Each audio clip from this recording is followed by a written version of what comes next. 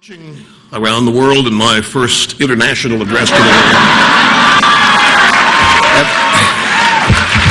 Fox is on some international satellites.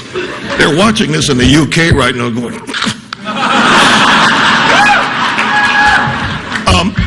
when Obama talks about past economies, he somehow always leaves out the recession of the 80s was worse than this one. Why does he leave it out? Because, you know why he leaves it out? America leaves it out because we got out of that recession with tax cuts.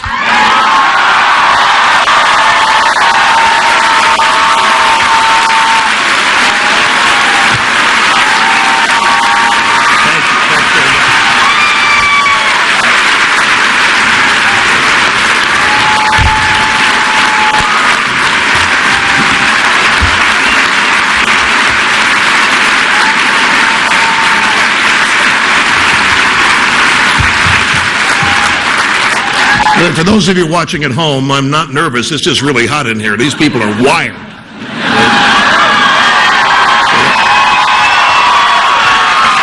Now, we got out of the 1980s recession with tax cuts. Do you know that President Obama, in 6 weeks of his administration, has proposed more spending than from the founding of the country to his inauguration? Now, this is not prosperity. It is not going to engender prosperity. It's not going to create prosperity, and it is also not going to advance or promote freedom. It's going to be just the opposite. There are going to be more controls over what you can and can't do, how you can and can't do it, what you can and can't drive, what you can and can't say, where you can and can't say it. All of these things are coming down the pike because it's not about revenue generation to them, it's about control. They do believe that they have compassion. They do believe they care. But see, we never are allowed to look at the results of their plans. We are told we must only look at their good intentions, their big hearts. The fact that they have destroyed poor families by breaking up those families, by offering welfare checks to women to keep having babies, no more father needed, he's out doing something, the government's the father, destroy the family. We're not supposed to analyze that. We're not supposed to talk about that. We're supposed to talk about their good intentions. They destroy people's futures.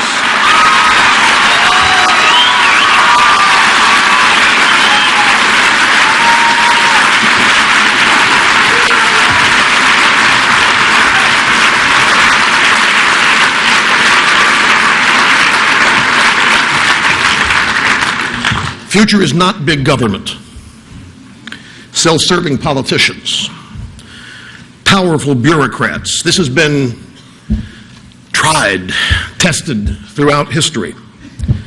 The result has always been disaster. President Obama, your agenda is not new, it's not change, and it's not hope.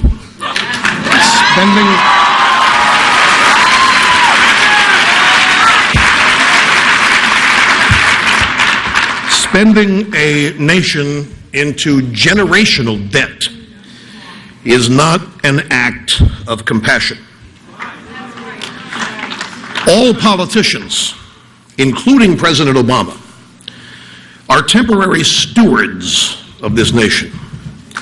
It is not their task to remake the founding of this country. It is not their task to tear it apart and rebuild it in their image. We have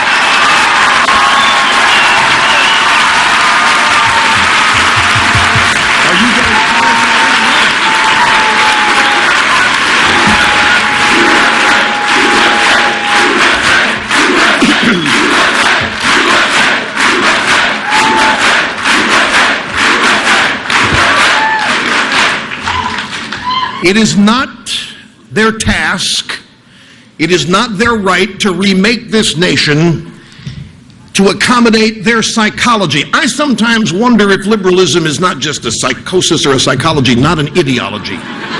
It's so much about feelings, and the predominant feeling liberalism is about is feeling good about themselves, and they do that by telling themselves they have all this compassion. You know how to really, if you really want to unhinge a liberal, it's hard to do because they're so unhinged now anyway, even after they, but all you have to do is say, you know what, the things you people do, the things you people believe in are cruel.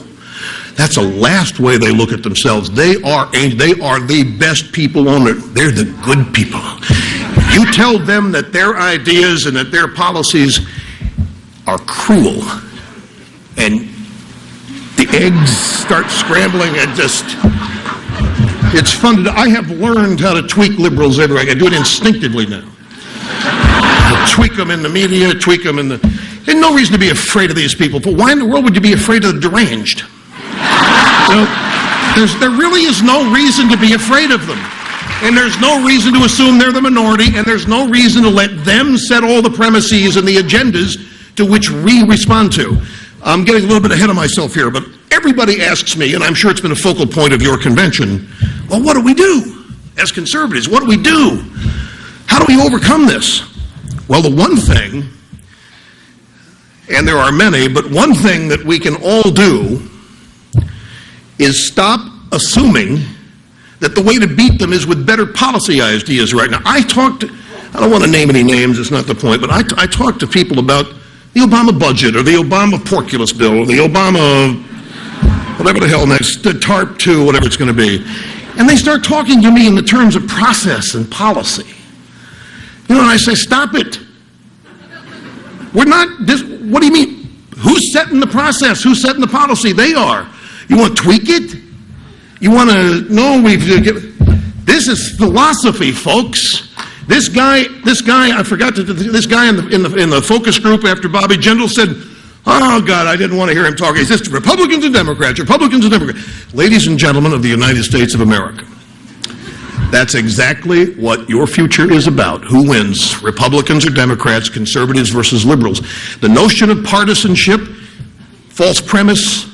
Partisanship, let me define bipartisanship for you first. Bipartisanship, because everybody seems to go orgasmic over the concept of bipartisanship. Don't worry, I checked with Fox, that word's okay. Remember,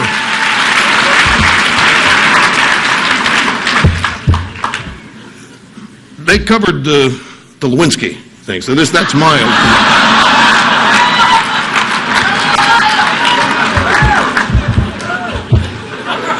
bipartisanship occurs only after one other result, and that is victory. In other words, let's say, as conservatives, liberals demand that we be bipartisan with them in Congress. What they mean is, we check our core principles at the door, come in, let them run the show, and then agree with them. That's bipartisanship to them. To us, bipartisanship is them being forced to agree with us after we have politically cleaned their clocks and beaten them. And that has to be what we're focused on.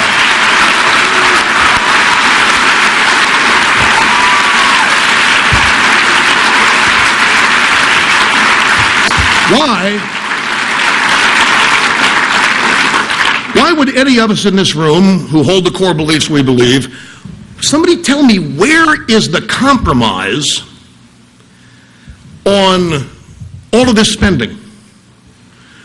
Where is the compromise on all this punishment?